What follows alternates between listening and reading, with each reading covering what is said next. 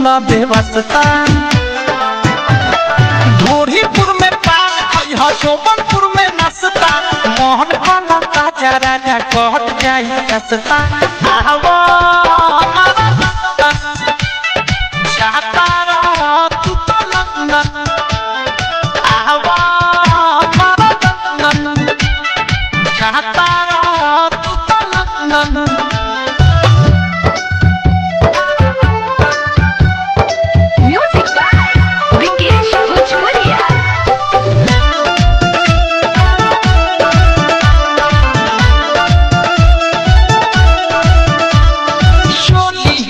बोली ना बोली हो लहंगा नगर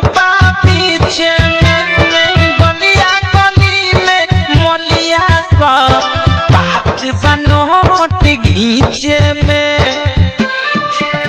अरे चोली बाजार में बोली ना बोली हो लहंगा नगर पीछे में गलिया गली में मोलिया का बात बनोट घीचे में झूलापुर खइहा सायापुर सब पापड़ी महानपुर में मिश्री मिली सोट के खइहा बहरी लालीपुर में घूमे सब छौरी खाली लाबड़ी जाए के बेरे खालो हो जवानी के मुर्गा बहरी आवो जाता रहो तू तो लंदन आवो जाता रहो तू तो लंदन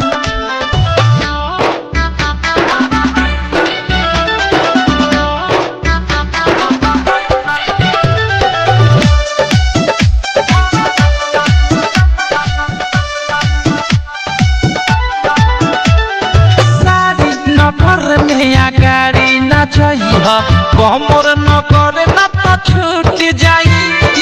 जाग नगर में धांग के मारी राजा मुहरा फूट जाई और सारी नगर में गाड़ी न चाहिए कमर नगर न तो छूट जाई जाग नगर में धांग के मारी राजा मुहरा फूट जाई